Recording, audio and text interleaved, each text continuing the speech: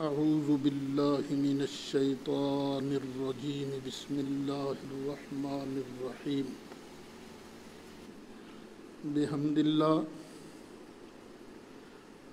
آج ہمارے دورہ تفسیر القرآن کا 45واں سبق ہے اور سورہ بقرہ کی آیت نمبر 203 سے آج کی گفتگو کا آغاز ہو رہا ہے۔ پیچھے حج کے مسائل بیان ہوئے تھے کہ میدان عرفات سے جب واپس آؤ تو مزدلفہ میں اللہ کا ذکر کرو، کیونکہ پہلے لوگ منا میں اپنے باپ دادا کا ذکر کرتے تھے۔ فرمایا نہیں، باپ دادا سے بھی بڑھ کے اللہ کا ذکر کرو۔ اب 10 تاریخ کو فارغ ہونا ہے، آپ نے فجر کی نماز پڑھ کر مزدلفہ سے روانہ ہونا ہے منا کی طرف، جہاں جمرات بنے ہوئے ہیں۔ وہاں آپ نے بڑے شیطان کو کنکر مارنے ہیں، 7 کنکر، جس طرح کہ کل بھی شاید بیان ہوا تھا۔ 7 کنکر مارنے کے بعد جنہوں نے قربانی کرنی ہے قربانی کریں اور احرام کھول دیں۔ یہ 10، 11 اور 12 ذوالحج یہ منا میں گزارنے ہیں۔ اللہ فرماتا ہے وَاذْكُرُوا اللَّهَ، یہی آیت ہے نا، وَاذْكُرُوا اللَّهَ فِي أَيَّامٍ مَّعْدُودَاتٍ، گنتی کے دنوں میں اللہ کا ذکر کرو، اللہ کی یاد کرو۔ یہاں گنتی کے دن کون سے مراد ہیں؟ 10، 11، 12، 10 کے بعد کتنے دن بنے؟ 2۔ فَمَن تَعَجَّلَ فِي يَوْمَيْنِ، اور جس نے جلدی کر لی 2 دنوں میں، یعنی دوسرا دن 11 کا اور 12 کا گزار کر باقی تینوں جمرات پر کنکر مارنے کے بعد جو جلدی واپس آ گیا، فلا اسم علیہ، اس پر کوئی گناہ نہیں ہے۔ ومن تأخر فلا اسم علیہ، اور جس نے تاخیر کی 13 ذوالحج کو بھی اس نے وہیں گزارا کیا، شیطانوں کو کنکر مارے، رمیے جمرات کی، تو اس پر بھی کوئی گناہ نہیں ہے۔ کوئی 10 کے بعد 2 دن ٹھہرے یا 3 دن ٹھہرے، دونوں طرح کی اسے سہولت ہے، دونوں طرح کی اجازت ہے۔ لمن اتقی، گناہ کس پر نہیں ہے؟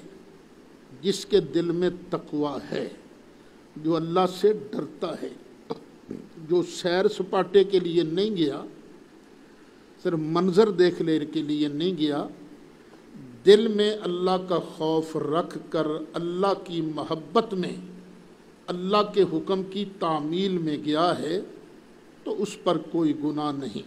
واتقوا اللہ، اور اللہ سے ڈرتے رہو، وَاعْلَمُوا، اور اچھی طرح جان لو، انکم الیہ تحشرون، کہ بے شک تم کو اسی کی بارگاہ میں اٹھنا ہے۔ جس اللہ نے میدان عرفات میں، مزدلفہ میں، منا میں تم سب کو جمع کیا ہے، اسی طرح ایک دن آئے گا کہ مالک تم مغلوں پچھلوں کو میدان محشر کے اندر جمع فرمائے گا۔ تو ایک بات وہ بھی ذہن میں رہے، جو کچھ کرنا ہے نا، جتنی اللہ نے حد مقرر کی ہے بس اسی پر ہی عمل کرنا ہے، حد سے آگے نہیں بڑھنا۔ مجھے یاد آ گیا اچانک کہ میں جب پہلی مرتبہ حج کے لیے گیا تو وہاں ایک پٹھان بھی تھا، رمی کر رہا تھا، ساتھ ساتھ شیطان کو تبرک بھی دے رہا تھا، گالیاں بھی دے رہا، الو کا پٹا خبیث، تم ہم کو گمراہ کرتی ہے۔ 7 کنکر مارنے کے بعد اس نے جوتا اتارا اور پھینکا، تم سے تو نپٹے گا، پھر نپٹے گا۔ اچھا واپس آئے نا تو ایک پنجابی، وہ جو درمیانی شیطان ہے، اس کے پاس کھڑا ہو کے کہنے گا، پتر آج تم بچ گیا، کل تیرے نال نہیں بڑھاں گا میں۔ تو یہ ساری چیزیں جو ہیں مذاق کی حد تک ہو تو الگ بات ہے، لیکن ان چیزوں کی شریعت اجازت نہیں دیتی۔ کام اتنا کرو جس کی شریعت مطہرہ اجازت دے، اور جب شریعت نہ روکے، جب شریعت کسی کام سے منع نہ کرے تو وہاں کسی کو حق بھی نہیں ہے کہ وہاں منع کرے۔ جھگڑا ہی یہی ہے اصل میں، یہ جو ہمارا ہے نا، ہمارے معمولات اہل سنت پر جھگڑا، مخالفین ہمیں کہتے ہیں جو کام نبی کریم علیہ السلام نے نہیں کیا تم کیوں کرتے ہو؟ ہم کہتے ہیں جس چیز سے نبی کریم علیہ السلام نے نہیں روکا تم اس سے روکتے کیوں ہو؟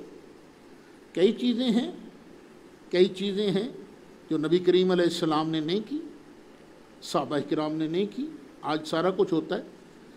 یہ ہمارے مدارس کا انتظام دیکھ لو، کیا اس طرح کے مدرسے سرکار کے زمانے میں تھے؟ باقاعدہ پیریڈ مقرر ہیں، باقاعدہ اساتذہ کی کلاسیں لگتی ہیں؟ نہیں، بس بات اتنی جتنی شریعت کہے، روکنا بھی اس سے ہے جس سے شریعت روکے۔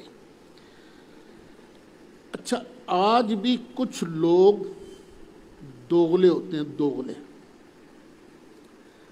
سامنے آئیں گے، سامنے بیٹھیں گے، اس طرح کی گفتگو کریں گے کہ یوں لگے گا اس جیسا سمجھدار، اس جیسا سیاںا اور اس جیسا خیر خواہ ہے ہی کوئی نہیں۔ ہمارے تجربے میں آتے رہتے ہیں ساتھی۔ اسی طرح سرکار کے زمانہ میں بھی ہوتا رہا ہے۔ ایک آدمی تھا جس کا نام شریق بن اخنس یہ بیان کیا جاتا ہے۔ وہ آتا تھا، اگرچہ اس حدیث کو ضعیف کہا گیا ہے، لیکن قرآن کو سمجھنے کے لیے یہ واقعہ بیان کرنے میں حرج کوئی نہیں ہے۔ سرکار کے پاس آتا تھا، بڑی لچھے دار گفتگو کرتا تھا، بڑی پیاری، اور جب سرکار کے پاس سے اٹھ کر جاتا تو پھر سرکار کی مخالفت میں باتیں کرتا، سامنے اور رویہ، پیچھے اور رویہ، مسلمانوں کے دل میں شکوک و شبہات بھی پیدا کرتا تھا۔ اور یہاں تک لکھا ہے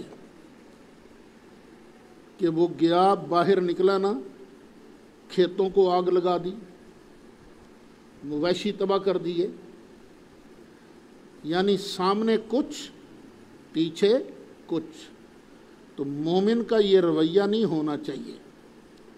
مومن کا رویہ یہ ہے اللہ رسول کے لیے ہے، بس ہماری دوستی اللہ رسول کے لیے ہے، دشمنی بھی اللہ رسول کے لیے ہے۔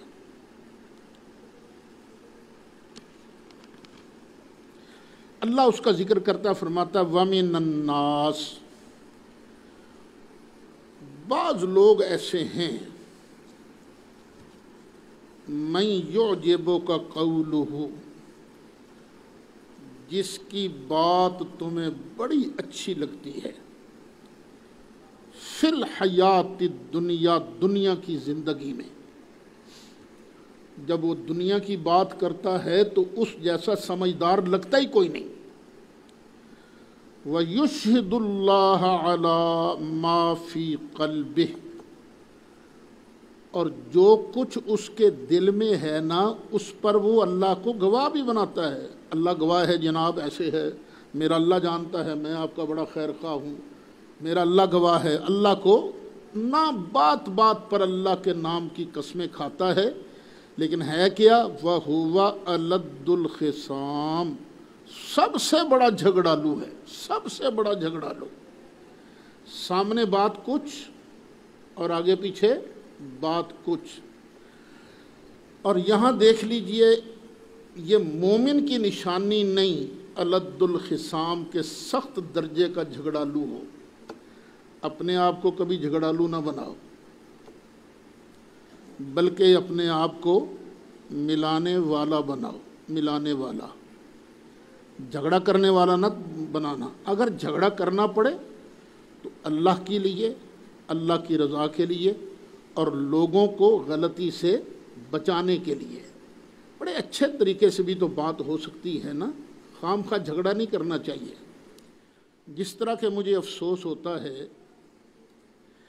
آج کل جو مسئلہ چل رہا ہے اس میں لوگ خام خواہ جھگڑالو بن گئے، جھگڑا شروع کر دیا. اس بات کا تو جھگڑا ہے ہی نہیں کہ خطائے اجتہادی کی نسبت کسی طرف ہو سکتی ہے کہ نہیں.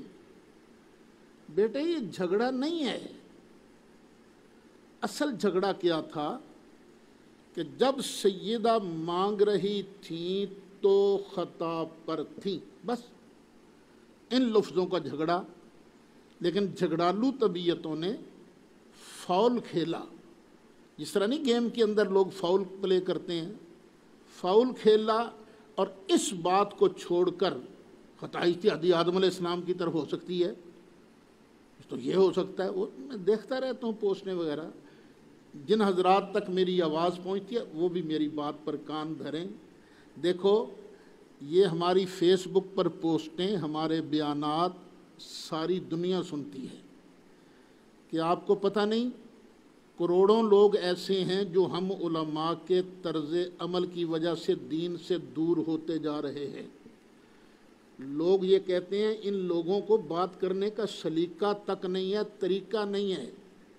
کیوں خام خواہ اپنے طبقے کو مزید بدنام کر رہے ہو؟ جتنا جھگڑا ہے بس اسی پر رہو، جو جھگڑا نہیں اس کو جھگڑا نہ بناؤ.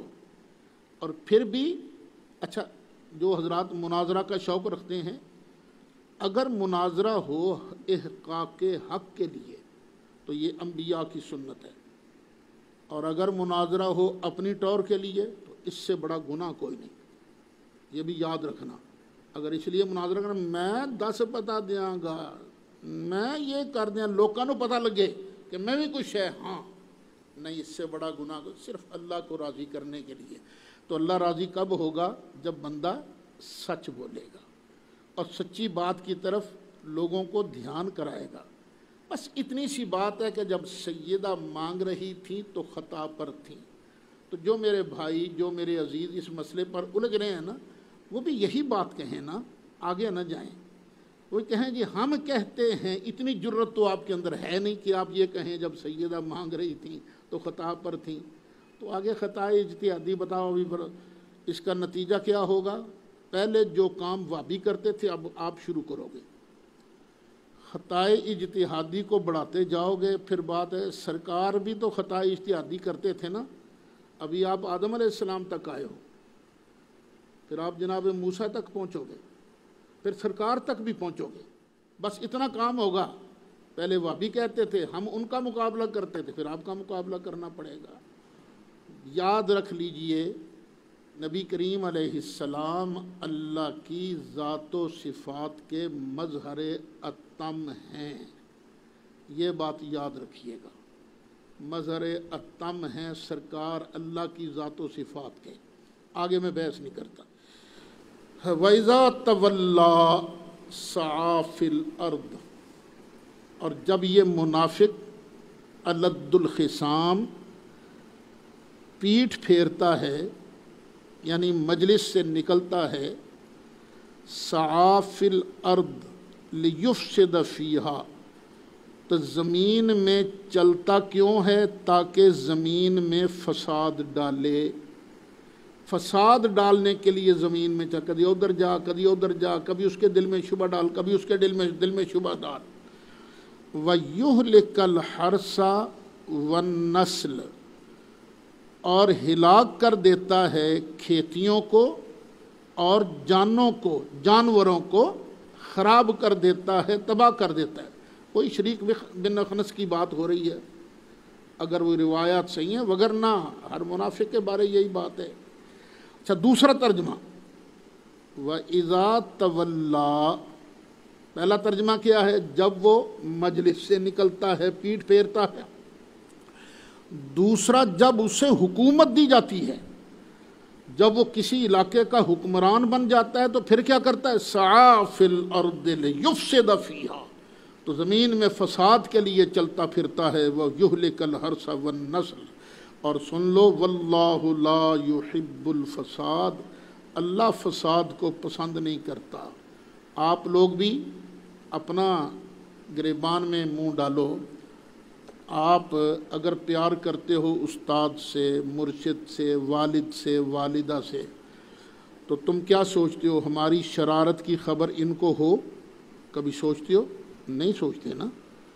تو یہ تو دنیاوی ہستیاں ہیں نا، تو اللہ تو سب کو جانتا ہے نا، تو پھر اللہ بھی تو فساد کرنے والوں کو جانتا ہے نا، تو تم کیسے گوارا کر لیتے ہو یہ جان کر کے اللہ ہمارا سب کچھ جاننے والا ہے، پھر فساد کرتے ہو؟ نا، واللہ لا یحب الفساد، اللہ نہیں پسند کرتا۔ وَإِذَا قِيلَ لَهُ اتَّقِ اللَّهَ، جب اس منافق کو کہا جاتا ہے ڈرو خدا کا خوف کر، اتق اللہ، اللہ سے ڈر، اخذتہ العزت بالاسم، تو اس کو پکڑ لیتا ہے غرور۔ عزت کا معنی یہاں کیا ہے؟ غرور، ضد، بالاسم، گناہ پر، تو ضد کی وجہ سے وہ گناہ کو اختیار کر لیتا ہے اور پھر اور گناہ کرتا ہے اور ضد کرتا ہے۔ یہ ضد جو ہے نا، اپنے آپ کو بڑا سمجھنا، یہ ضد تباہ کر دیتی ہے۔ فَحَسْبُهُ جہنم، ایسے بندے کے لیے دوزخ ہی کافی ہے۔ وَلَبِئْسَ الْمِہَادُ، اور البتہ یہ بہت برا بچھونا ہے، بہت برا ٹھکانہ ہے۔ کون؟ جہنم۔ اچھا یہ تو بات ہو گئی منافقوں کی، اب نیکوں کی بات شروع ہو رہی ہے۔ وَمِنَ النَّاسِ مَن يَشْرِي نَفْسَهُ ابْتِغَاءَ مَرْضَاتِ اللَّهِ، اور کچھ لوگ ایسے بھی ہیں جو بیچ دیتے ہیں اپنی جان کو اللہ کی رضا چاہنے کے لیے، اللہ کو راضی کرنے کے لیے اپنی جان بیچ دیتے ہیں۔ واللہ رؤوف بالعباد، اور اللہ بندوں پر بڑا ہی مہربان ہے۔ بعض مفسرین فرماتے ہیں ایک صحابی تھے صہیب، وہ ہجرت کے لیے نکلے، مال شال کافی تھا، کافروں نے روک لیا، ہم تو تجھے نہیں جانے دیں گے۔ انہوں نے کہا یار اس طرح کرو، یہ سارا مال تم لے لو اور مجھے تنہا مجھے مدینہ شریف جانے دو۔ انہوں نے کہا لیا مال تے تو جا۔ بعض کہتے ہیں یہ ان کے بارے میں آیت نازل ہوئی، وہ بھی تو ہیں نا جنہوں نے اپنا آپ بیچ دیا۔ کیوں بیچا؟ اللہ کو راضی کرنے کے لیے، اللہ کی رضا کے لیے۔ تو بعض مفسرین فرماتے ہیں اگرچہ عام، لیکن ہر بندے کے لیے، ہر صحابی، مہاجر صحابی جو تھا اس نے یہی کیا تھا۔ انہوں نے اپنا گھر چھوڑا، اپنا مال چھوڑا۔ کیوں چھوڑا؟ اللہ کو راضی کرنے کے لیے۔ تو ایسے بندوں پر اللہ بڑا مہربان ہے۔ تو پتہ چلا جتنے مہاجر صحابہ ہیں وہ سب پر اللہ بڑا مہربان ہے، اور اس کی عنایتوں کا پتہ دنیا میں بھی چلتا ہے اور آخرت میں بھی اس کی عنایتوں کا، مہربانیوں کا پتہ چلتا ہے۔ یا ایھا الذین آمنوا ادخلوا فی السلم کافہ، اے ایمان والو اسلام میں پورے کے پورے داخل ہو جاؤ، اد پچدے نہیں کہ چلو کوئی نہیں روزہ رکھ لینے ہاں تے نماز رہن دینے ہاں، چلو تراویاں پڑھ لیں گے تے روزیاں دی خیر ہے۔ نہیں، ایسے نہیں کرنا، پورے کے پورے اسلام میں داخل ہو۔ ہاں ہم اللہ کے لیے ہے، بس اللہ کا جو بھی حکم ہوگا اس کی ہم پابندی کریں گے۔ مثلا ایک یہودی عالم تھے، یہودی عالم مسلمان ہو گئے۔ یہودیوں میں اونٹ کا کھانا جائز نہیں، اور اسلام کے اندر اونٹ کا کھانا منع نہیں۔ انہوں نے کہا چلو خیر ہے، کہاں اسلام کے اندر اونٹ کا کھانا ضروری ہے، ہم اونٹ کھاتے ہی نہیں۔ دل میں تھا چلو اس پر بھی عمل ہوگا، اس پر بھی عمل ہوگا، تو یہ آیت نازل ہو گئی، نہ پورے کا پورا اسلام میں داخل ہونا ہے، ذرہ بھی دوسرے مذہب کی نہ رعایت دل میں نہ رہے۔ ایک ہے ملنا جلنا، میل ملاقات اس لیے کہ دوسرے پر اچھا اثر پڑے، اور ایک ہے دوسرے کے مذہب اور عقیدہ اور دین کی محبت دل میں رکھنا۔ نہیں، نہ یہودیت کی محبت دل میں ذرا بھی آئے، نہ عیسائیت کی، نہ ہندو مت کی، نہ سکھزم کی، نہ کسی بد مذہب کی، بد مذہبیت کی محبت دل میں آئے۔ یا ایھا الذین آمنوا ادخلوا فی السلم کافہ، اے ایمان والو پورے کے پورے اسلام میں داخل ہو جاؤ۔ ولا تتبعوا خطوات الشیطان، اور شیطان کے قدموں پر نہ چلو، اس کی اتباع نہ کرو۔ انہ لکم عدو مبین، بے شک وہ تمہارا کھلا ہوا دشمن ہے۔ فَإِن زَلَلْتُمْ، پھر بھی اگر تم پھسل جاؤ، اتنا سمجھانے کے باوجود پھر بھی اگر تم پھسل جاؤ، مِن بَعْدِ مَا جَاءَتْكُمُ الْبَيِّنَاتُ، تمہارے پاس کھلی کھلی نشانیاں آ جانے کے بعد بھی اگر تم پھسل جاؤ، فَاعْلَمُوا أَنَّ اللَّهَ عَزِيزٌ حَكِيمٌ، تو جان لو بے شک اللہ تعالیٰ عزیز ہے، غالب ہے، زبردست ہے، حکمت والا ہے۔ اس کا کوئی کام نہ کمزوری پر مبنی ہے، نہ ہی غیر حکمت پر مبنی ہے، وہ عزیز ہے اور حکیم ہے۔ تو جب آدمی کے پاس علم آ جائے، پتہ چل جائے، تو اب پتہ چلنے کے بعد اگر کوئی دین اسلام چھوڑ دیتا ہے تو یہ طریقہ اللہ کو پسند نہیں ہے۔ یہودی بھی تھے نا، طرح طرح کی شرارتیں کرتے تھے، کبھی کوئی مطالبہ کر دینا، کبھی کوئی مطالبہ کر دینا۔ تو پوڑی لے کے آئے نا جڑی اسمان تک جاوے، تو سانو اسمانہ تے چڑھ کے وکھا۔ پھر کہنا فرشتے کیوں نہیں آن کر کہتے ہمیں کہ یہ اللہ کا سچا رسول ہے، اللہ خود سانو کیوں نہیں کہندا۔ وہ نا اس طرح کی باتیں کرتے تھے مسلمانوں میں شبہات ڈالنے کے لیے۔ تو اللہ فرماتا ہے هَلْ يَنظُرُونَ إِلَّا أَن يَأْتِيَهُمُ اللَّهُ فِي ظُلَلٍ مِّنَ الْغَمَامِ۔ اچھا، ان کا عقیدہ ایک یہ بھی تھا یہودیوں کا کہ اللہ جب کسی کو دیتا ہے نا عذاب، تو بادلوں پر بیٹھ کے آتا ہے۔ یہ ان کا عقیدہ تھا یہودیوں کا۔ فرشتوں کے بارے میں بھی یہی کہتے تھے، فرشتے بھی جب آتے ہیں تو بادلوں میں بیٹھ کے آتے ہیں۔ اللہ فرماتا ہے هَلْ يَنظُرُونَ، کیا یہ انتظار میں ہیں، إِلَّا أَن يَأْتِيَهُمُ اللَّهُ، مگر یہ کہ آ جائے ان کے پاس اللہ، فی ظلل من الغمام، بادلوں کے سائے میں، چھائے ہوئے بادلوں میں اللہ آئے گا، والملائکۃ، اور فرشتے آ جائیں۔ یہ اس وقت کا انتظار کر رہے ہیں کہ اللہ آ جائے۔ جب ایسا ہو گیا نا، وَقُضِيَ الْأَمْرُ، فیصلہ ہی ہو جائے گا، وَإِلَى اللَّهِ تُرْجَعُ الْأُمُورُ، اور اللہ ہی کی طرف تمام معاملات لوٹائے جائیں گے۔ اور تم یہاں معجزات مانگتے ہو، محبوب سل بنی اسرائیل، ذرا پوچھو نا بنی اسرائیل سے، کم آتیناہم من آیۃ بینہ، ہم نے کتنی روشن نشانیاں انہیں عطا کی، لیکن انہوں نے کیا کیا؟ وَمَن یُبَدِّلْ نِعْمَتَ اللَّهِ مِن بَعْدِ مَا جَاءَتْهُ، اور جو اللہ کی نعمت کو بدل ڈالے اس کے پاس آ جانے کے بعد۔ اب دیکھو نا، یہودیوں پر ہم نے کتنے احسانات کیے تھے، جس طرح کہ پہلے پارے میں گزرا ہے، لیکن انہوں نے کیا کیا؟ اس کو چینج کیا۔ اللہ نے کہا تھا نا دروازے میں سے داخل ہو، وہ کیا کہتے ہوئے؟ حطۃ، یا اللہ معاف کر دے۔ تو انہوں نے کیا کیا؟ اللہ کی نعمت تھی، حنطۃ فی حبۃ فی شعیرۃ، یا اللہ کڑک جو چ دانا، اس طرح کی مذاق کرتے تھے یہ۔ فَإِنَّ اللَّهَ شَدِيدُ الْعِقَابِ، پس بے شک اللہ تعالیٰ سخت عذاب دینے والا ہے، اللہ کا عذاب بڑا سخت ہے۔ یہ بھی کہا کرتے تھے کافر، اوئے اگر تم سچے ہو تو تمہارے پاس کوٹھیاں کیوں نہیں، بنگلے کیوں نہیں، یہ تمہارے پاس مال کیوں نہیں، یہ ریوڑ، یہ اونٹوں کے، یہ بکریوں کے، یہ بھینسوں کے، یہ باڑے، یہ تمہارے پاس کیوں نہیں؟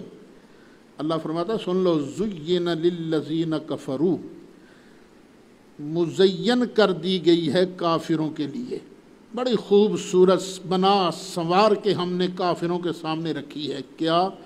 الحیات الدنیا، دنیا کی زندگی، وَيَسْخَرُونَ مِنَ الَّذِينَ آمَنُوا، اور یہ مذاق کرتے ہیں ایمان والوں کا، اب کر لو نا مذاق جتنا کرنا ہے، وَالَّذِينَ اتَّقَوْا، اور جو لوگ آج ڈرتے ہیں نا، آج فوقہم یوم القیامہ، قیامت کے دن یہ ان کے اوپر ہوں گے، یہ ہوں گے نیچے، دوزخ کہاں ہے؟ نیچے، اسفل سافلین، اور جنت کہاں ہے؟ علیین میں۔ تو جو تقوی والے ہیں وہ ان کے اوپر ہوں گے قیامت کے دن۔ اور پھر یہ جو جنت میں ہیں درجے بھی مختلف ہیں، کسی کا کوئی درجہ، کسی کا کوئی درجہ۔ واللہ یرزق من یشاء بغیر حساب، اور اللہ رزق عطا فرماتا ہے جسے چاہتا ہے بغیر حساب کے۔ آگے فرمایا کان الناس امۃ واحدہ، پہلے لوگ ایک ہی دین پر تھے، جب آدم علیہ السلام تشریف لائے ایک ہی دین تھا، ان کی اولاد کا بھی ایک ہی دین تھا۔ آگے یہاں لفظ محذوف ہیں، فاختلفوا، پھر انہوں نے آپس میں اختلاف کیا، اللہ کی توحید میں مختلف ہو گئے۔ پھر فبعث اللہ النبیین، پھر اللہ نے بھیجا نبیوں کو۔ یہ اس آیت کو ذرا غور سے دیکھنا، نبی کی ڈیوٹی کیا ہوتی ہے، نبی کن کے پاس آتا ہے، کیوں آتا ہے؟ مبشرین و منذرین، نبی آتا ہی ان کے لیے ہے جن کو وہ بشارت دیتا ہے اور جن کو اللہ کے عذاب سے ڈراتا ہے۔ قرآن کو اپنے نظریے پر فائق سمجھو، یہ بات میں آج واضح کہہ رہا ہوں، بار بار کہتا آ رہا ہوں، جو من میں ہو نا اس کے پیچھے نہیں چلنا، جو قرآن میں ہو اس کے پیچھے چلنا ہے۔ نبی کیوں آتے ہیں؟ مبشرین و منذرین، اس لیے کہ وہ بشارت دینے والے ہوتے ہیں اور اللہ کے عذاب سے ڈرانے والے ہوتے ہیں۔ اچھا، انہوں نے کر لیا اختلاف، آگے نوح علیہ السلام، پہلے نبی نوح علیہ السلام ہے نا، جنہوں نے آن کے مختلف الخیال لوگوں کے اندر اللہ کی توحید کا ڈنکا بچایا تھا۔ وَأَنزَلَ مَعَهُمُ الْكِتَابَ بِالْحَقِّ، اللہ نے نبی بھی بھیجے اور ہر نبی کے ساتھ اللہ نے کوئی نہ کوئی سچی کتاب، سچا صحیفہ اتارا، کسی کو نیا صحیفہ دے دیا، نئی کتاب دے دی، اور کسی کو کہا وہ جو پچھلی کتاب ہے نا اسی کو دستور العمل بناؤ۔ ہر نبی کے ساتھ کوئی نہ کوئی کتاب رہی ہے۔ یہ کیوں دی؟ لِيَحْكُمَ بَيْنَ النَّاسِ، تاکہ حکم کرے وہ نبی لوگوں کے درمیان، فی مختلفوا فیہ، اس مسئلے میں جس میں انہوں نے اختلاف کیا۔ تو یہ الفاظ جو ہے نا فی مختلفوا فیہ ہے، یہ اس بات کی دلیل ہیں کہ یہ آیت شروع ہو رہی تھی نا کان الناس امۃ واحدہ، یہاں فاختلفوا یہ الفاظ معذوف ہیں، وگرنہ اللہ تعالیٰ نبیوں کو بھیجتا کیوں اگر اختلاف نہیں تھا؟ سارے اگر مومن تھے، سارے موحد تھے تو نبی کے آنے کی ضرورت کیا تھی؟ تو یہ اس بات کی دلیل ہے کہ آگے الفاظ کیا ہے، فی مختلفوا فیہ، وَمَخْتَلَفَ فِيهِ إِلَّا الَّذِينَ أُوتُوهُ، اور کتاب میں اختلاف انہی لوگوں نے ڈالا جن کو کتاب دی گئی تھی، اور انہوں نے اختلاف کب ڈالا؟ من بعد ما جاءتهم البینات، ان کے پاس روشن نشانیاں آ چکی تھیں، انہوں نے اس وقت اختلاف ڈالا کنہوں نے تھا؟ جن کو کتاب ملی۔ کب ڈالا؟ جب روشن نشانیاں معجزات وہ دیکھ چکے تھے۔ ڈالا کیوں؟ بغیم بینہم، آپس کی ضد کی وجہ سے، سرکشی کی وجہ سے، بس پہ گیا اختلاف تے پہ گیا۔ گاؤں کی زندگیاں دیکھ لیں آپ، جب بھی الیکشن آتے ہیں نا تو ایک دھڑا اگر ایک کے ساتھ ہے تو اسی کی ضد میں آ کر دوسری برادری نے دوسرے دھڑے کا ساتھ دینا ہے۔ یہ اختلاف ہے انسانی فطرت میں۔ تو ان لوگوں نے بھی، کچھ لوگ تھے توحید کے دعوے دار، توحید کا پیغام دینے والے، اور جن کے دلوں کے اندر ضد تھی، انہوں نے کہا اچھا تسی اس پاسے اسی ایس پاسے، تم رحمان کی طرف ہم شیطان کی طرف۔ فَهَدَى اللَّهُ الَّذِينَ آمَنُوا، تو پھر اللہ تعالیٰ نے سیدھا راہ دکھایا ان لوگوں کو جو ایمان لائے۔ لِمَا اخْتَلَفُوا فِيهِ، سیدھا راہ کہاں دکھایا؟ جس میں وہ جھگڑ رہے تھے۔ من الحق، حق بات ایمان والوں کو اللہ نے سمجھائی، بِإِذْنِ ہی، اپنے حکم سے۔ اللہ نے اپنے حکم سے ایمان والوں کو سیدھا راہ دکھایا۔ واللہ یہدی من یشاء الی صراط مستقیم، اور اللہ تعالیٰ جسے چاہتا ہے سیدھی راہ دکھا دیتا ہے۔ ام حسبتم ان تدخلوا الجنۃ، شروع میں جب صحابہ کرام کو تکلیفیں آئیں تو کچھ لوگوں نے کہا پتہ نہیں اللہ دی مدد کدوں ہونی ہے۔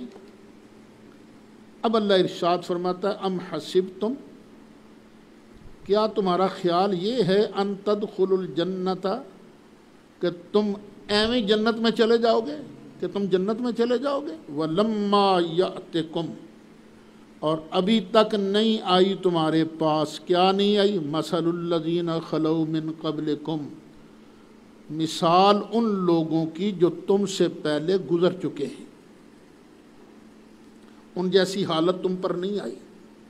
ویسے تو صحابہ نے بڑی مصیبتیں، بڑی مشقتیں برداشت کی ہیں نا، لیکن پہلی امتوں میں سے بھی کچھ سارے بے ایمان تھوڑی تھے۔ پہلی امتوں سے بھی کچھ لوگ بڑے دیندار، مصائب برداشت کرنے والے۔ مستہم البأساء، ان کو پہنچی سختی، بأسا سختی، والضراء شدت، بیماریوں کی سختی اور مال کی سختی، وزلزلوا، اور وہ ہلا دیے گئے۔ جب زلزلہ آتا ہے تو کیا ہوتا ہے؟ زمین ہلتی ہے نا، عمارتیں بھی ہلتی ہیں۔ اسی طرح کچھ لوگ وہ تھے جن کو تکلیفوں نے ہلا دیا۔ حتی یقول الرسول والذین آمنوا معہ، یہاں تک کہ اس زمانے کا رسول بھی کہہ اٹھا، والذین آمنوا معہ، اور اس کے ساتھ جو ایمان والے تھے وہ بھی کہہ اٹھے۔ یعنی تکلیفیں اتنی آئیں، عرض کرنے لگے، شک نہیں تھا اللہ پر، لیکن عرض کرنے لگے متی نصر اللہ، اللہ کی مدد کب آئے گی؟ تو اللہ فرماتا ہے الا ان نصر اللہ قریب، سن لو بے شک اللہ کی مدد قریب ہے۔ یاد رکھنا، اگر تم دین کے رستے پر سچے طریقے سے چلو گے تو ہمیشہ پھولوں کے ہار نہیں تمہیں پہنائے جائیں گے، کبھی تمہارے خلاف نعرے بھی لگیں گے۔ سچی بات کا قرآن کی دعوت دو گے تو یہ ہوگا۔ یہ مت سمجھنا کہ صرف دین کی خدمت کریں گے، دین کا نام لیں گے، قرآن کا نام لیں گے تو ہمارے اوپر پھولوں کی ہاری برسیں گے، لوگ پھول ہی برسائیں گے۔ نہیں، کبھی جوتے بھی پڑیں گے، کبھی پتھر بھی پڑیں گے۔ کیوں؟ اس لیے کہ تم سچے ہو، جس نبی کا دین پھیلا رہے ہو اس نبی پر بھی یہ وقت آیا تھا، تو سچوں پر بھی یہ وقت آتا ہے۔ تو الا ان نصر اللہ قریب، لیکن یاد رکھ لینا بے شک اللہ کی مدد قریب ہے۔ یسألونک ماذا ینفقون، آپ سے پوچھتے ہیں کیا خرچ کریں۔ پوچھتے ہیں صحابہ یا رسول اللہ ہم کون کون سی چیز خرچ کریں؟ اللہ تعالیٰ نے یہ نہیں جواب دیا کہ اے چیز خرچ کرو، بلکہ منفق بتا دیا خرچ کس پر کرنا ہے۔ قل ما انفقتم من خیر، فرمایا خیر میں سے، خیر سے مراد مال، مال میں سے تم جو بھی خرچ کرو کس پر خرچ کرو؟ فللوالدین، والدین پر۔ پہلے نمبر پر کون ہے؟ والدین۔ یاد رکھنا جس کے ماں باپ زندہ ہیں شکر کرے، اپنے ماں باپ کی خدمت کرے، ان کو تنہا نہ چھوڑے، وگرنہ یہ وقت تم پر بھی آئے گا۔ یہ میں پہلے بھی عرض کر چکا ہوں، اب بھی عرض کرتا ہوں۔ ہمارے حضرت صاحب ابا جی قبلہ رحمۃ اللہ علیہ کے پاس نوجوان آتے تھے، کہتے تھے حضور مفتی صاحب سانو روزی نہیں ملتی، نوکری کوئی نہیں۔ فرمایا وظیفہ میں بتاتا ہوں، کر کے دیکھ، اگر تمہارا یہ ضرورت پوری نہ ہو تو آن کے مجھے پکڑ لینا۔ سونے سے پہلے اپنے ماں باپ کے قدم چومو، ماں باپ کے پاؤں دبا کر سوو، اللہ تعالیٰ تمہاری روزی کے اندر برکت عطا فرمائے گا۔ اب اللہ یہ نہیں فرماتا اے خرچ کرو، اے نہ، فرمایا کن پر خرچ کرنا ہے؟ والدین پر، والاقربین، اور قریبی رشتہ داروں پر، والیتامیٰ، اور یتیموں پر، والمساکین، اور مسکینوں پر، وابن السبیل، اور مسافروں پر۔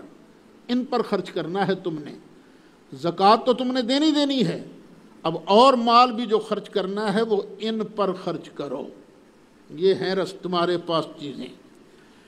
اور خرچ کا بہترین مصرف جو ہے، بہترین منفق، میں سمجھتا ہوں یہ دینی ادارے بھی ہیں۔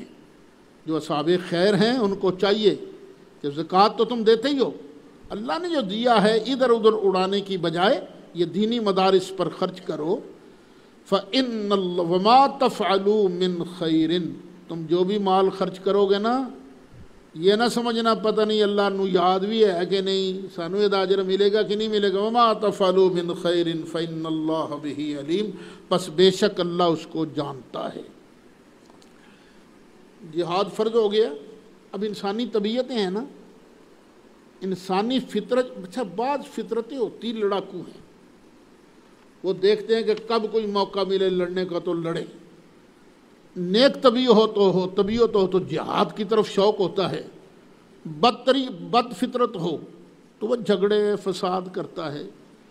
اچھا جب جہاد کا حکم آیا جہاد کرو تو بعض صحابہ ان کے دل میں آیا وہ جہاد تے جاواں گے تے لت باں بھی ٹوٹے گی تو نقصان تو ہوگا نا، مال بھی خرچ کرنا پڑے گا۔ تو اللہ فرماتا مت فکر کرو، جو مصیبت آتی ہے نا وہ آتی ہے، لیکن مت فکر کرو۔ کتب علیکم القتال، تم پر جہاد فرض کر دیا گیا ہے۔ وَهُوَ كُرْهٌ لَكُمْ، اور یہ تمہیں پسند نہیں ہے تمہیں جہاد۔ وَعَسَىٰ أَن تَكْرَهُوا شَيْئًا وَهُوَ خَيْرٌ لَكُمْ، اور قریب ہے، ہو سکتا ہے کہ جس چیز کو تم پسند نہیں کر رہے وَهُوَ خَيْرٌ لَكُمْ، وہی تمہارے لیے بہتر ہے۔ اکثر ایسے ہوتا ہے کہ بندہ جس چیز کو پسند نہیں کرتا وہی اس کے لیے بہتر ہوتی ہے۔ جہاد فرض ہوا، پہلے پسند نہیں تھا، لیکن جہاد کے ذریعے اللہ تعالیٰ نے دشمنوں کو بھگایا، مال بھی عطا کیا، دبدبہ بھی عطا کیا۔ اوے مسلمانوں کو ذرا بچ کے رہنا، یہ بڑے ڈاڈے لوگ نے، تو کافر جو ہیں وہ جرکے ڈرے، پسند نہیں تھا نا تمہیں، لیکن ہے تمہارے لیے بہتر۔ وَعَسَىٰ أَن تُحِبُّوا شَيْئًا وَهُوَ شَرٌّ لَكُمْ، اور قریب ہے، یہ بھی ہو سکتا ہے نا کہ تم کسی چیز کو پسند کرو تو وہ ہوتی تمہارے لیے بری ہے، تمہارے لیے شر ہے۔ تم چاہتے تھے گھر میں آرام سے رہنا، وہ ایک لطیفہ ہی سن لو، وہ کہتے ہیں نا ایک سانپ کسی پیر کا مرید ہو گیا تو پیر صاحب نے کہا اوئے وڑنا نہیں کسی نے، ٹھیک ہے حضور، لطیفہ ہی ہے بس سمجھانے کے لیے بات ہے، ٹھیک ہے حضور۔ وہ ڈستا تو کسی کو تھا نہیں، جو بھی آتا جاتا اسے ٹھڈے مارتا وٹے مارتا۔ وہ آ گیا ایک دن روتے رہتے، حضور میں چنگے پاچ پاتا ہوں تو میرا قدر ہی کوئی نہیں رہا۔ فرمایا تینوں وڈن تو روکیا سی، شوکن تو نہیں سے نے روکیا۔ ہاں تو یہ شوکنے سے نا دشمن ڈرتا بھی ہے، تو جب پتہ ہو نا۔ اچھا دیکھنا، یہ امریکہ ہے، یورپ ہے، یہ جتنا عالم کفر ہے تمہاری نمازوں سے نہیں ڈرتا۔ وہ کہتا تسی 5 دی چھڑ کے 7 پڑھو۔ حج سے نہیں ڈرتا، کہتا ہے 1 واری چھڑ کے 3 واری آجتے جاؤ سال وچ۔ تم خیرات کرو نا، غریبوں کو دو، چیریٹی کے کام کرو، اس کو بالکل اس کی کہتا ہے ساڑھے کو بھی لگو۔ انگلینڈ میں میں نے خود دیکھا کہ مساجد کے لیے انگریز حکمران وہ خود فیسیلیٹیٹ کرتے ہیں، سہولتیں مہیا کرتے ہیں، پلاٹ دیتے ہیں، قرضہ دیتے ہیں، سارا کچھ کرتے ہیں، لیکن وہ ڈرتا کس سے ہے؟ جہاد سے۔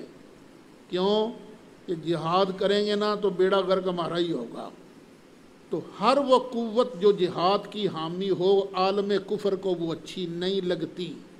تو خام خواہ آپ لوگوں نے گھر بیٹھ رہنا ہے، لوگوں پر دبدبا روب کس کا؟ اپنا نہیں، یہ بات یاد رہے، اپنا روب جماؤ گے تو کوڑی ثواب نہیں، دبدبا کس کا ہو؟ اللہ کے دین کا دبدبا ہو، بس اللہ کا دین یہی اکبر ہے۔ وَعَسَىٰ أَن تُحِبُّوا شَيْئًا وَهُوَ شَرٌّ لَكُمْ، کئی بار تم کسی چیز کو پسند کرتے ہو اور وہ ہوتی تمہارے لیے شر ہے، بری ہے۔ دنیا کی مثال لے لیں، ایک آدمی نے گاڑی خریدی، واہ واہ واہ، بڑی پسند آئی گاڑی، لیکن ہو گیا ایکسیڈنٹ، بندہ تھا گاڑی کے اندر، ٹانگ ٹوٹ گئی، بازو ٹوٹ گیا، تو یہ اس کے لیے بہتری کا سبب بنی ہے، شر کا سبب بنی؟ تو بات اللہ پر چھوڑو، جو اللہ کہتا اس کو مانو۔ واللہ یعلم، اللہ ہی جانتا ہے، وانتم لا تعلمون، تم نہیں جانتے۔ ہر شے کی حقیقت کو، اس کے پورے انجام کو، اس شے کے پورے احاطہ کو صرف اللہ جانتا ہے۔ یسألونک عن الشہر الحرام قتال فیہ، یہ میں نے کل بھی بتایا تھا کہ حرمت والے مہینے ہیں 4۔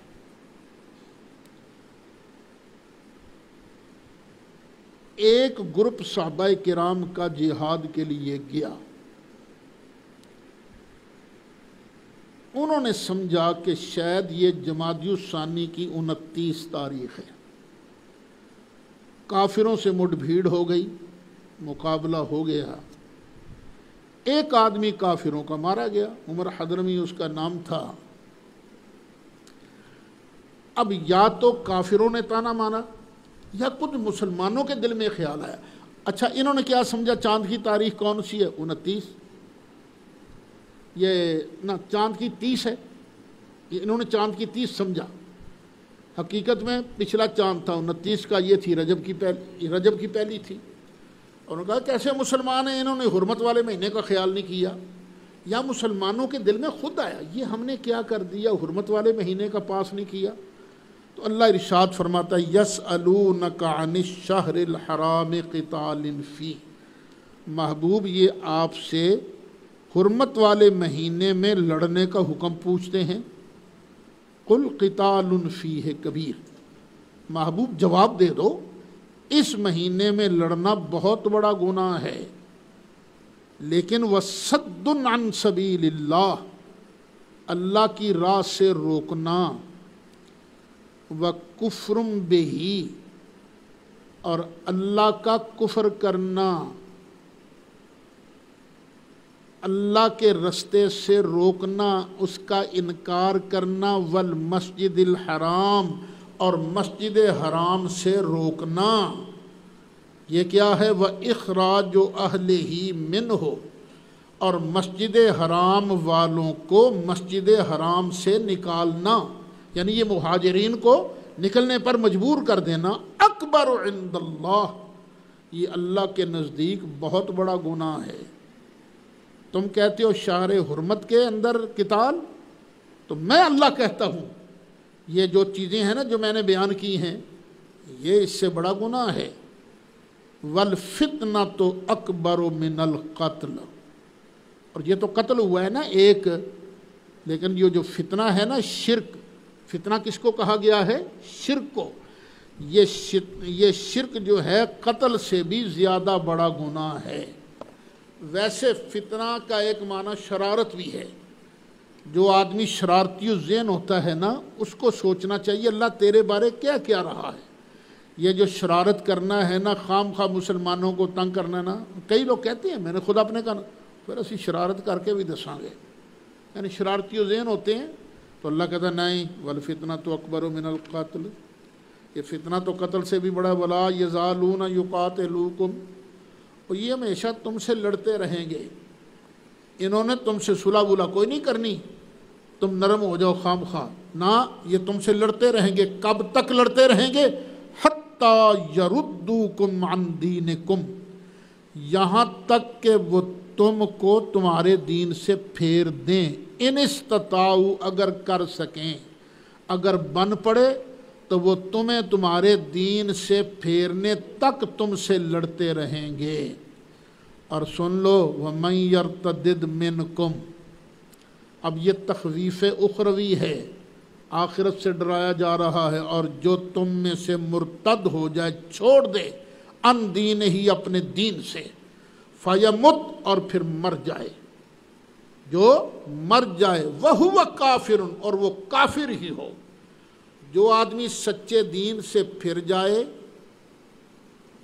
دوسرا دین اختیار کر لے، اور اسی دین پر جو چھوڑا ہے دین، جس دین میں گیا ہے اس پر اسے موت آ جائے حالت کفر میں، فَأُولَئِكَ حَبِطَتْ أَعْمَالُهُمْ، تو انہوں نے جو عمل کیے تھے سب ضائع ہو جائیں گے، فی الدنیا، دنیا میں بھی، آخرت میں بھی۔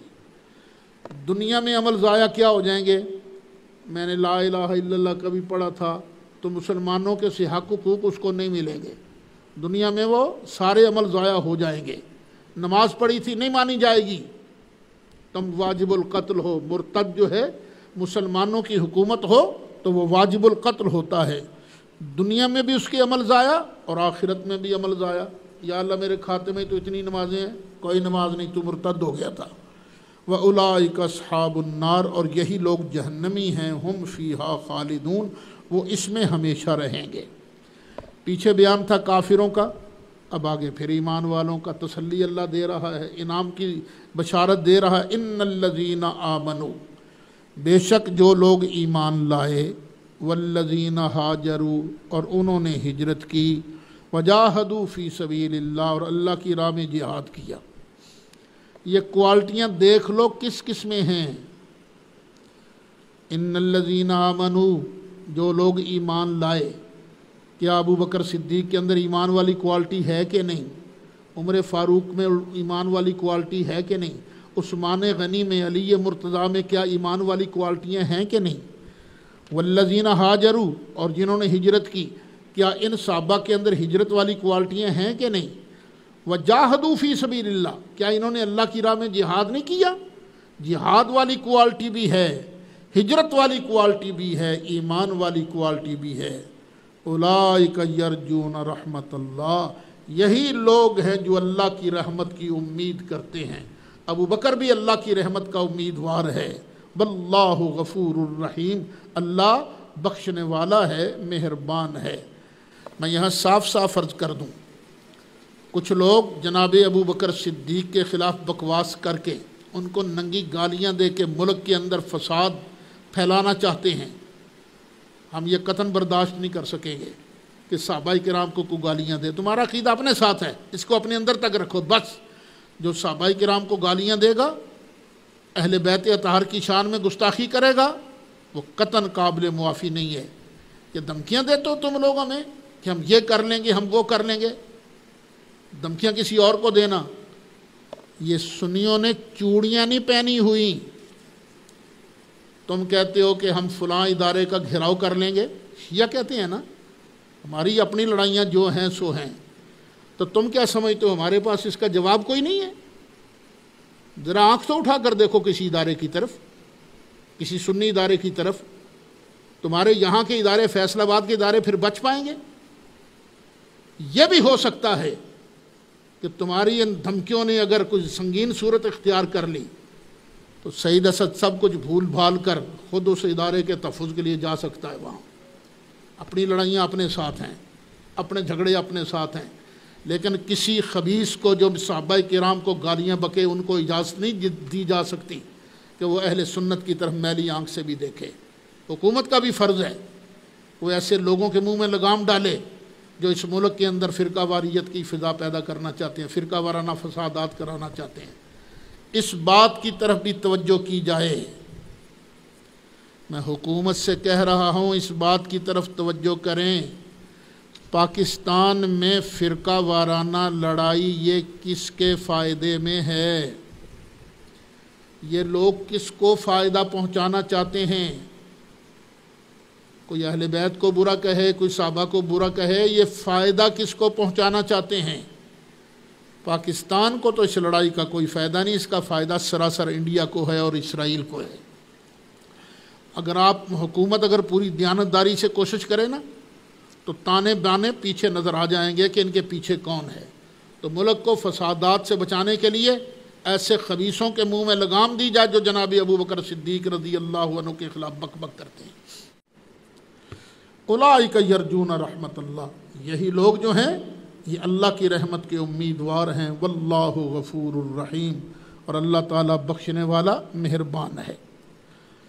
یسألونک عن الخمر والمیسر، محبوب یہ آپ سے پوچھتے ہیں شراب کے بارے اور جوئے کے بارے۔ قل فیہما اسم کبیر، محبوب فرما دیجئے ان دونوں میں بہت بڑا گناہ ہے، خمر میں بھی اور جوئے میں بھی بہت بڑا گناہ ہے۔ ومنافع للناس، لیکن لوگوں کے لیے کچھ نفع بھی ہے۔ کس میں؟ جوئے میں، شراب میں۔ جو لوگ جوا کھیلتے ہیں کوئی نہ کوئی تو جیتتا ہی ہے نا، تھوڑا دنوں کے لیے فائدہ ہو گیا اس کو۔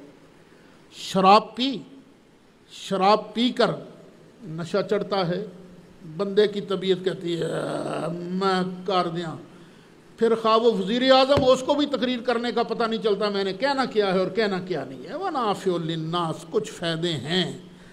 وَإِسْمُهُمَا أَكْبَرُ مِن نَّفْعِهِمَا، اگر تمہارا اللہ پر یقین ہے نا تو سن لو، اور ان دونوں چیزوں کا گناہ زیادہ بڑا ہے ان دونوں کے نفع سے۔ وَيَسْأَلُونَكَ مَاذَا يُنْفِقُونَ، اور پوچھتے ہیں آپ سے کہ وہ کیا خرچ کریں، پوچھتے ہیں کیا خرچ کریں۔ قُلِ الْعَفْوَ، فرما دیجئے عفو خرچ کرنا ہے۔ عفو کسے کہتے ہیں؟ دو ترجمے کیے گئے ہیں، دونوں ٹھیک ہیں۔ جو سب سے پیاری چیز ہے اس کو اللہ کی راہ میں خرچ کرو، اعلیٰ عمدہ۔ عفو کا معنی کیا ہے؟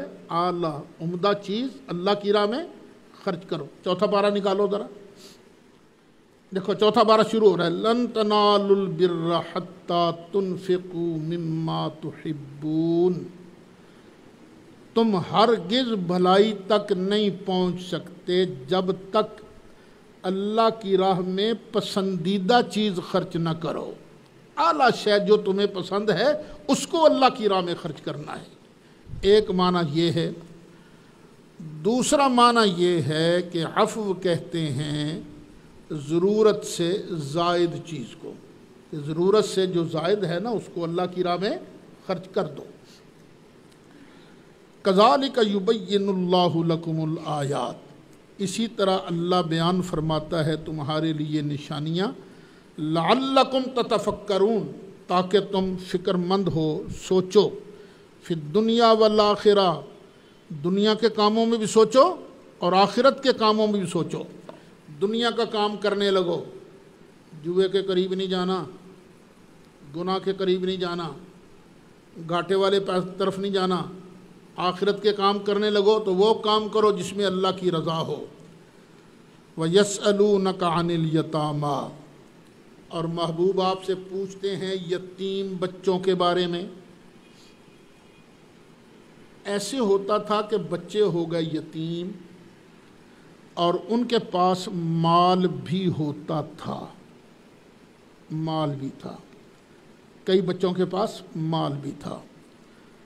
صحابہ کرام نے سوچا کہ ہم اگر ان کو اپنے ساتھ ملاویں، ان کا کاروبار، ان کا پیسہ اپنے پیسے کے ساتھ مکس کر کے کاروبار کریں تو ہو سکتا ہے ان کا کچھ حرج ہو، ہم کچھ زیادہ ہی نہ کھا جائیں۔ تو یہ سوال ہوا نا، فرمایا وَيَسْأَلُونَكَ عَنِ الْيَتَامَى، پوچھتے ہیں آپ سے یتیموں کے بارے میں۔ قل، فرما دیجئے، اصلاح لہم خیر، ان کا بھلا کرنا یہ بہتر ہے۔ بس نیت یہ رکھو یتیم کا بھلا کیسے ہو سکتا ہے۔ اگر الگ رکھ کے تم اس کا بھلا سمجھتے ہو تو اس کا مال الگ کرو، اس کا کھانا الگ پکے، تمہارا کھانا الگ پکے۔ لیکن ایسے بھی تو ہوتا ہے نا، جب الگ الگ کھانا پکے گا تو وہ کھائے گا، تھوڑا باقی بچ جائے گا تو ضائع ہو جائے گا۔ تو نہیں، اصلاح لہم خیر، ان کے لیے بھلائی سوچنی یہی تمہارے لیے بہتر ہے۔ وَإِن تُخَالِطُوهُمْ، اور اگر تم ان کا خرچہ ملا لو، فَإِخْوَانُكُمْ، تو تمہارے بھائی ہیں۔ تو یہ تھوڑا بہت جو ہے نا، نیت بد نہیں ہونی چاہیے، تھوڑا بہت ادھر کا ادھر چلا جائے تو اس میں بہتری ہے، اس میں کوئی نقصان نہیں۔ وَاللَّهُ يَعْلَمُ الْمُفْسِدَ مِنَ الْمُصْلِحِ، اور یہ بات یاد رکھنا، اللہ جانتا ہے مصلح کون ہے، مفسد کون ہے، یتیم کا بھلا چاہنے والا کون ہے اور یتیم کا نقصان چاہنے والا کون ہے۔ وَلَوْ شَاءَ اللَّهُ لَأَعْنَتَكُمْ، اور اگر اللہ چاہتا نا تو تمہیں مشقت میں ڈال دیتا۔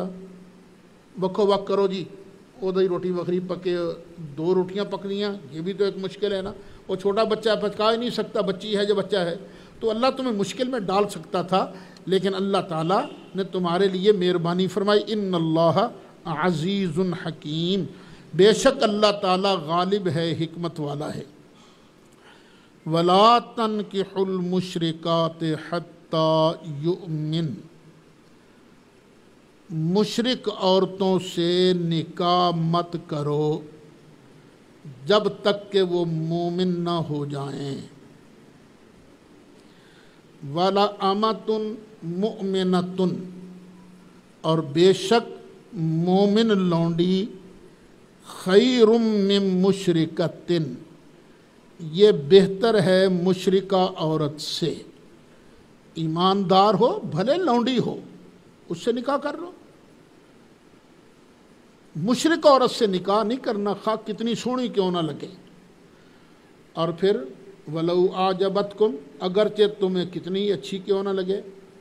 وَلَا تُنْكِحُوا الْمُشْرِكِينَ، اور مت نکاح میں دو مشرک مردوں کے، مشرک مردوں کے نکاح میں اپنی بہنیں، اپنی بیٹیاں مت دو، حتیٰ یؤمنوا، یہاں تک کہ وہ ایمان لے آئیں۔ یعنی جو مومن مرد ہیں ان کو چاہیے کہ اپنی بیٹی، اپنی بہن کسی مشرک مرد کے نکاح میں نہ دیں۔ یہاں ایک سوال پیدا ہوتا ہے، قرآن تو یہ کہتا ہے کہ مشرک مرد کو اپنی بیٹی نہیں دینی، لیکن رسول اللہ صلی اللہ علیہ وسلم نے تو اپنی 2 بیٹیاں ابو لہب کے بیٹوں کے ساتھ نہیں بیائی تھیں، نکاح نہیں کیا تھا۔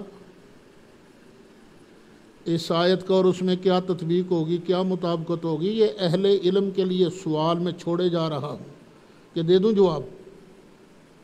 سوال ہے، غور کریں آپ۔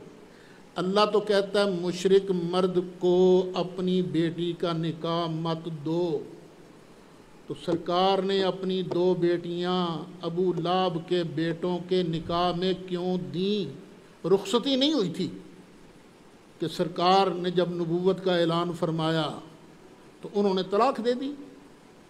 بعد میں وہ ایک وہ باری باری حضرت عثمان کے نکاح میں آئیں۔ تو یہ کہ سرکار نے کیوں مشرک مردوں کے نکاح میں دی تھی؟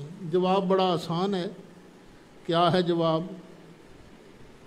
یہ وحی کے بعد کا حکم ہے، وحی سے پہلے کا یہ حکم نہیں ہے۔ اس وقت تک سرکار پر وحی آنی شروع نہیں ہوئی تھی، یعنی یہ نبوت سے پہلے کی بات ہے، یہ نبوت کے بعد کا حکم ہے۔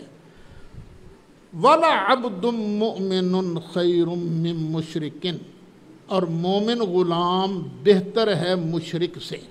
آزاد مشرک جو ہو نا، اس سے بہتر ہے مومن غلام، کروڑ درجے بہتر ہے۔ وَلَوْ أَعْجَبَكُمْ، خواہ تمہیں مشرک کتنا ہی اچھا کیوں نہ لگے، مال کی وجہ سے، شکل کی وجہ سے، صحت کی وجہ سے کتنا ہی اچھا کیوں نہ لگے۔ کیوں؟ أُولَٰئِكَ يَدْعُونَ إِلَى النَّارِ، یہ لوگ جہنم کی طرف بلاتے ہیں۔ وَاللَّهُ يَدْعُو إِلَى الْجَنَّةِ، اور اللہ تعالیٰ بلاتا ہے جنت کی طرف، وَالْمَغْفِرَةِ، اور بخشش کی طرف، بِإِذْنِهِ، اپنے اذن سے۔ اللہ اپنے فضل سے، اپنے اذن سے لوگوں کو جنت اور مغفرت کی طرف بلاتا ہے۔ وَيُبَيِّنُ آیاتہ، اور اللہ اپنی آیتوں کو کھول کھول کر بیان کرتا ہے، للناس، لوگوں کے لیے، لعلہم یتذکرون، تاکہ وہ نصیحت اختیار کریں۔